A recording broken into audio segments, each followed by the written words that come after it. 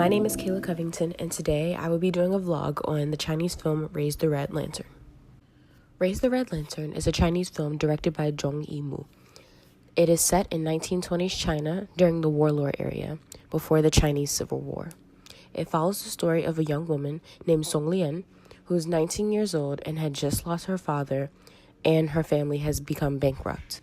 However, her mother decides to send her off and marry into a wealthy Qin. While she's there, she gets to meet the 3 other wives that live in the house with the master. The first wife gives her a very warm welcome, and she gives her a lot of advice on how to maneuver around the house, especially with her being the youngest and the most resented. The second mistress gives her a very warm welcome, compliments her youth and beauty, and gives her a gift of some expensive silk. However, she decides to warn her about the third mistress, who could possibly be in competition with her, seeing that she would be upset with her not being the most loved mistress at the time.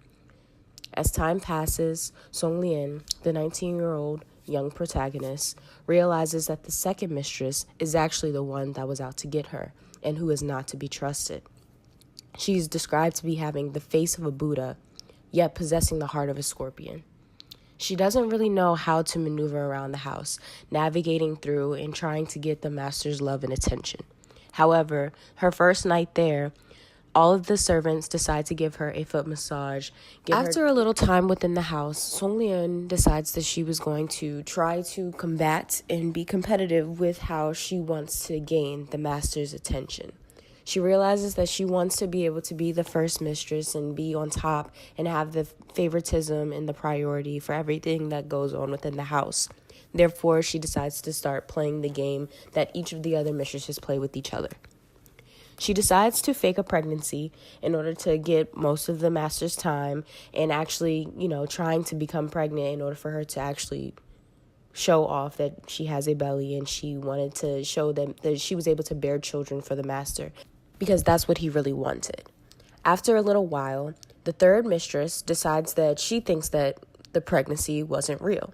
So she decides to give the handmaiden for Song Lian an inside scoop and decides to ask her to spy on her.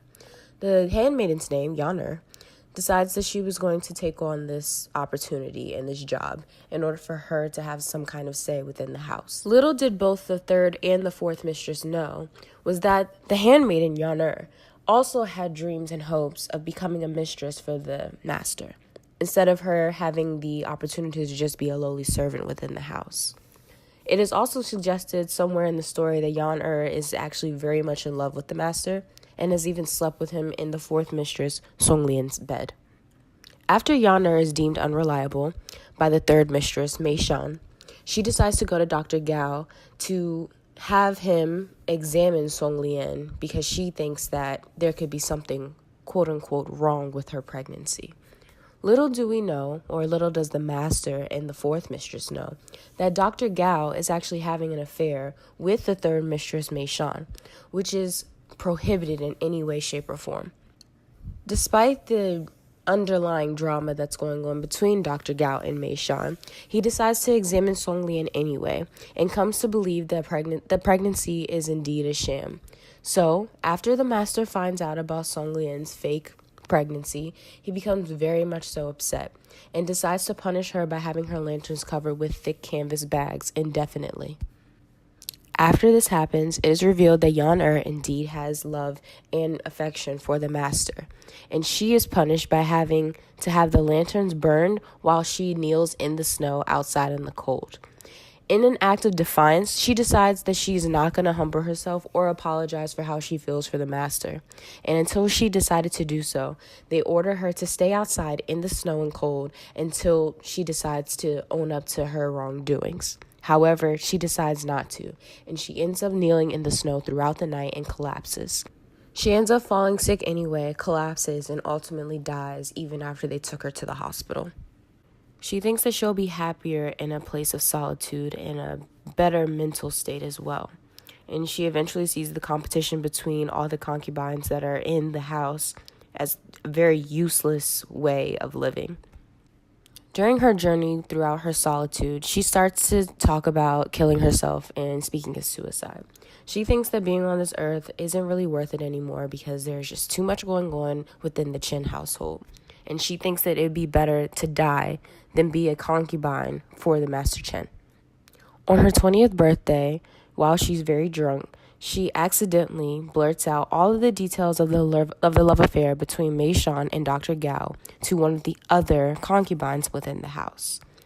After this comes out, following the old customs and traditions of the house, Master Chen orders Mei Shan to be dragged into the room of death, and she is hanged by all of the master's servants. After this occurrence, Song Lian is further into a fruitlessness for her life, and she's just drawn into agony. She witnessed the entire episode of one of the fellow mistresses being hanged, and she becomes emotionally traumatized. After about another year, it flash forwards into the future of Master having yet another concubine come into the house. And we see the last scene with Song Lian wandering around the entire house with her old schoolgirl clothes that she arrived in when she first got there. And we see that she has gone completely insane. I think this movie was very interesting because it didn't follow a regular tale of a story. You don't see this kind of content with a lot of movies that are put out. They're usually love stories or something having to do with race. But this showed somebody's that had some deep feelings for someone else, and it really touched on a mental stability or a mental health aspect of life, which is sometimes very hard to talk about. However, I think that the director, Zhong Yimou, did a very beautiful job with telling the story of how there are many different ups and downs when it comes to relationships. Thanks for watching.